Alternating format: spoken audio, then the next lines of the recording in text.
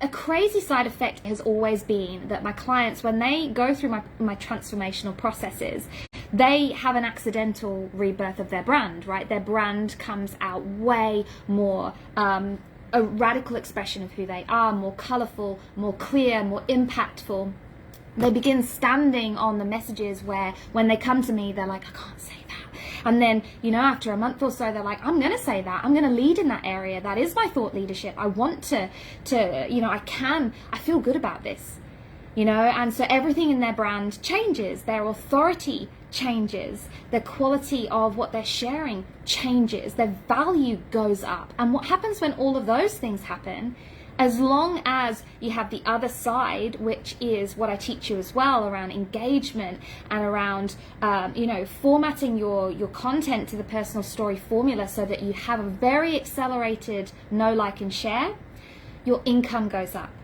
So you're increasing your impact, you're increasing your influence, and your income goes up as well. So I actually had a client come in end of November, and within a couple of weeks, she'd tripled her sales using the brand rebirth principles that we use as part of the Awakened Wealth Blueprint. So I wanted to share with you on this live video, if you want the brand rebirth, you have that frustration right now that what you're sharing, it's not necessarily at the level of authority that you want it to be. You know, it's not reaching as many people that you want it to reach. You are blocked by the algorithm. It is, you know, you don't get the reach on your posts. And maybe whoever's looking at your post doesn't feel like your ideal client, right? All of these things come from you. You can have the best marketing strategy, you can have the best branding expert, but until you get to some nitty-gritty things within you that we're going to talk about in this training, you're not going to get that brand evolution. Share, let me know, is a brand rebirth something that you want so that you can elevate your brand, elevate your reach, and be more in alignment with who you are, that radical expression, but also your integrity to your values. You know, launches just weren't in integrity with my values, because however way you try and do them, they take time, they take energy, and that's takes away from my family, right? So I was looking this year for what I'm calling the $1 million funnel that has an evergreen, I guess you could call it an evergreen acquisition offer, a way of bringing people to you and keeping them there and moving them through the value that you have in a way that impacts them the most. And I believe that I found that in my book. I'm really excited about rolling that out this year, and it's what we're doing in my program as well, up in the accelerator, in the mastermind, the one-to-one. We are rolling out the idea that you can have the $1 million funnel, the impact, the influence, and have both at the same time in a way that is in integrity with your values, what you love, who you are, what's important to you. So, right, so what do you need to know to have a brand rebirth? Number one, you need to know who you are. And this is where the transformation journey is just so powerful and makes a difference on a personal level in your relationships. You know, there's a paragraph in my book that I'm going to share in my Instagram post today where it says, I'm sorry if you were one of the victims of when I was screwed up and I was guarded and my fucking heart was so broken, but I didn't realize it, or I couldn't deal with it, and so I made all of my problems be you. If you were in my sphere of influence when I was screwed up like that, I say sorry, because that's what transformation does. It gets to the truth of who you are, and then in terms of your business, you get to share from that truth. You get to change the brand name. You get to walk in the shoes that feel like they fit. You get to share in a way that feels like it's your truth. You stop guarding the words that you say, questioning your message, questioning your movement. The second thing, that movement is huge. What do you stand for? Like, you've got to know coming into your business, not just your promise to your client, but your promise to your soul's goal. What is it that you stand for? What is the accumulation of your story? Why did you go through all those screwed up things in your life? You know, you read my book, you'll see it's not been a straight line. You know, it's not also as scary or as traumatic as other people's experiences, but it's still my story and it's still my experiences, and it's those experiences that led me to believe what I believe, that everything is possible. Absolutely everything is possible. You can have it all, and it can be easy. And I believe that if we all get into that ease, that we're going to start solving a lot of the world's problems without all the forcing that we do, right? I honestly believe that high frequency, raising the frequency, is gonna, you think about bringing dark into light, and you think about where the world is right now and the things that are going on and the things that are being pushed down, and we're trying to change them, we're trying to force the change, but we're the change, right? When we shift our frequency, everything changes. You can change you can change your reality in an instant just by how you see your reality. And how you see your reality comes from your belief systems. You can look at your social media one day and you can be devastated that you haven't got reach, you haven't got impact, that it's, it looks terrible, and you can be in sort of a low vibrational reaction to that. Or you could go in high frequency and you can have one follower, one post, shit graphics, and you're like, this is epic. Look at me showing up. Pat that back. Celebrate this shit. That frequency will attract the client anyway, right? So it's about change within yourself. What is the movement that you stand for?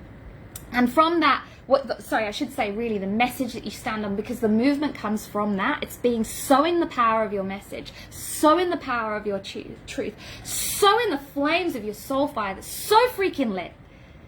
The people just want to be where you are, right? They want to follow you, and they're getting something from you. Another shift that I wanted from my business with the personal story formula, shifting to the millionaire Sha'woman, was I wanted to stop inspiring people and start transforming people. Because inspiring people is shit. Honestly, it is shit. Because when you're inspiring them, they're letting themselves off the hook and they're saying, well, she can do that. That's inspiring.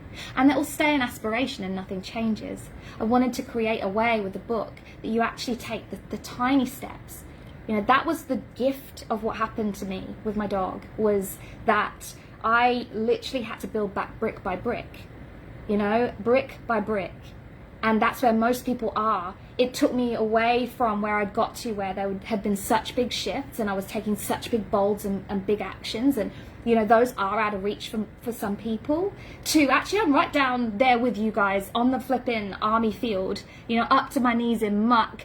And it is the small things, and the small things made all the difference. And that's the quantum leap, right? Quantum is minuscule, it's tiny, but how does the tiniest thing have the biggest shift? That's what I gift you in the 3rd chapter of the book, if you follow that path, if you believe in the power. So we've got this movement, right? We get clear on the movement we want to create, and then part of that is knowing, who do you want to move? Are you keeping notes? Notes. We've gone through to know who you are, step 1. To know what you stand for, step 2.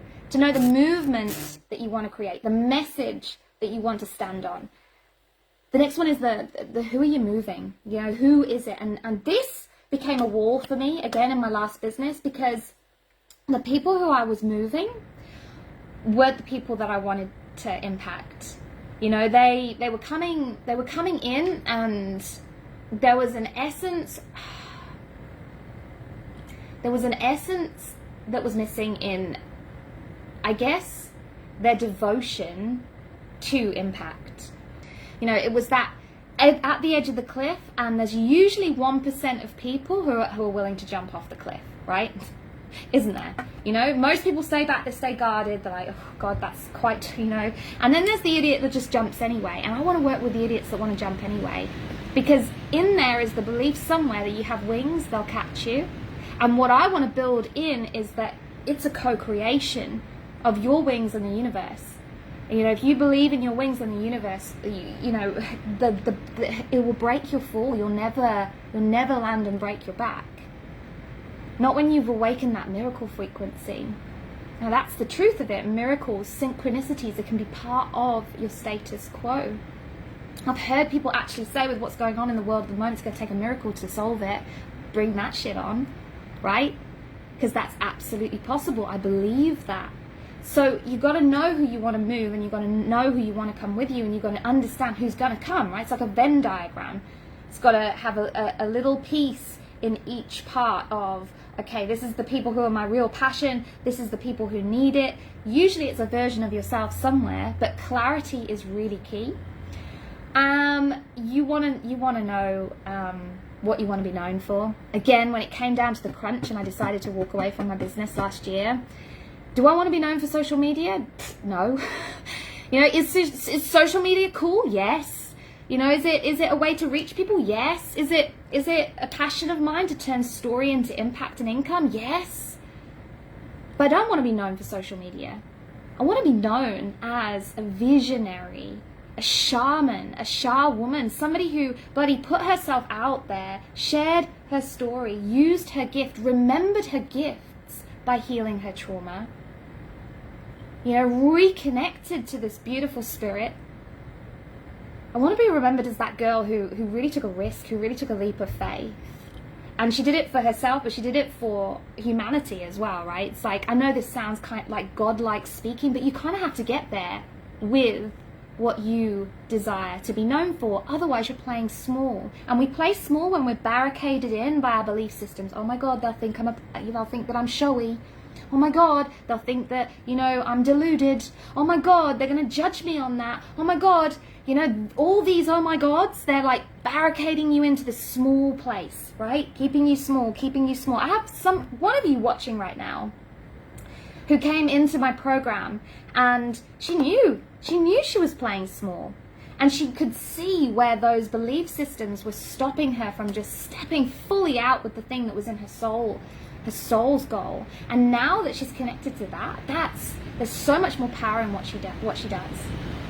You know, that power in what you do, that brand evolution, that brand rebirth, it's not selfish at all, right? Because you are reaching more people and you're making a bigger difference.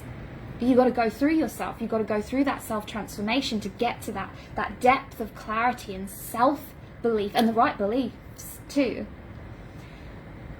You have got to be clear next step on how you want to be spending your time so that your business is a vehicle for the life that you want. This was huge for me last year, right? When you awaken your miracle frequency and you step into full trust, right? Love this conversation that I have with clients, and they'll say something as a question, but what's the consequence? And I throw it straight back. What is the consequence? You do not know, because your fears have never allowed you to find out.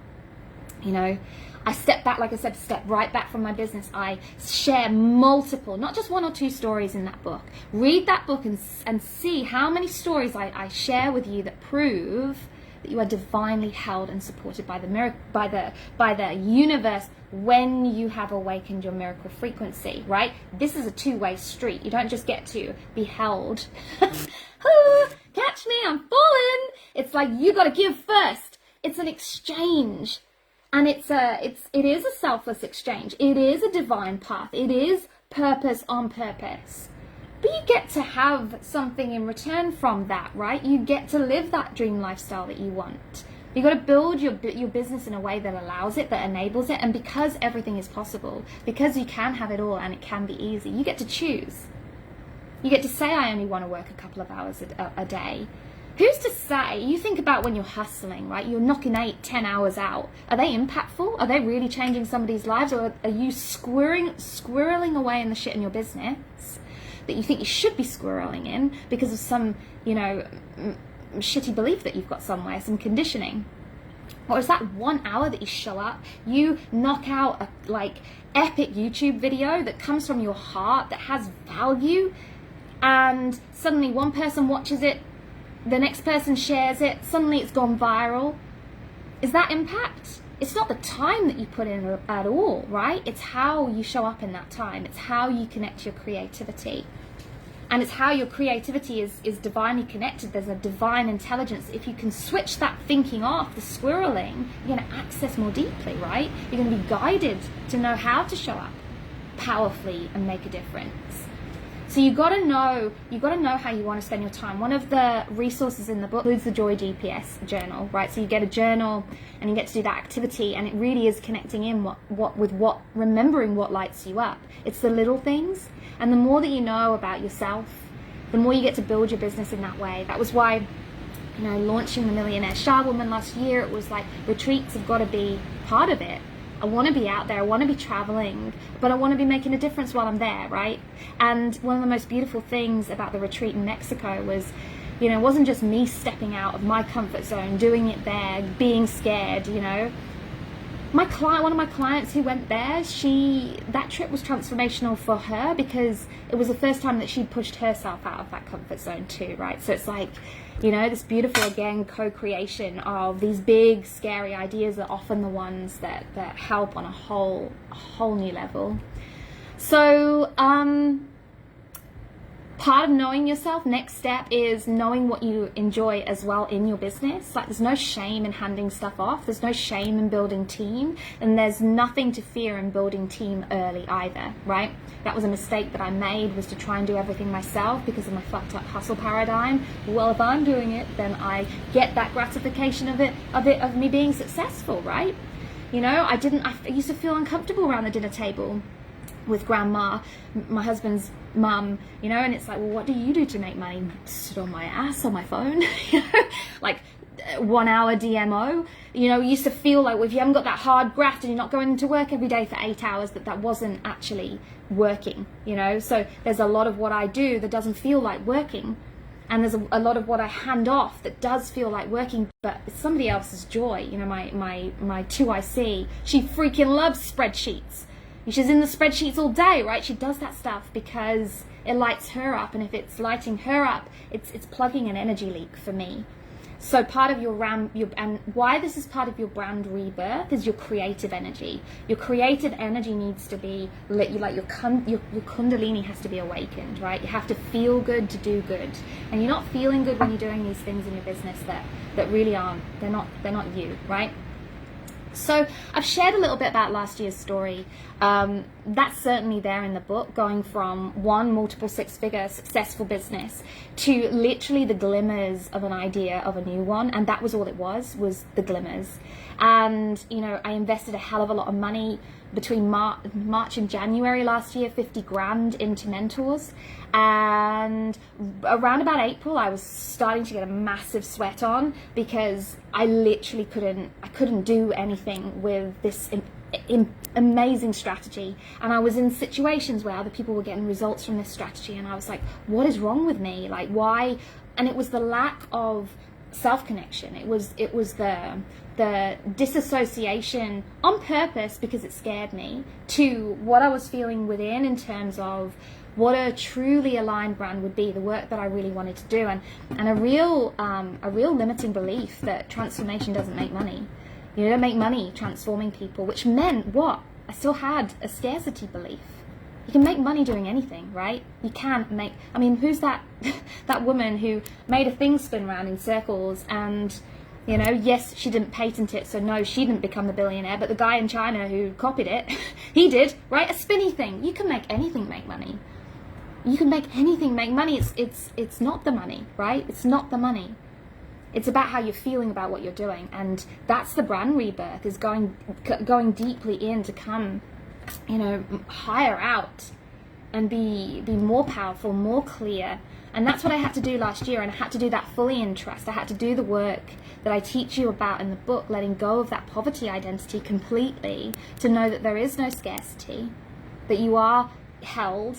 And when you're in that divine work, when you're listening, actually you are supported to, it's like it's like the universe said, sweet, go back to that drawing board, enabled the space that I was asking for, or maybe it was just a reflection, but I had it. And I know that your brand is to do with your self-evolution.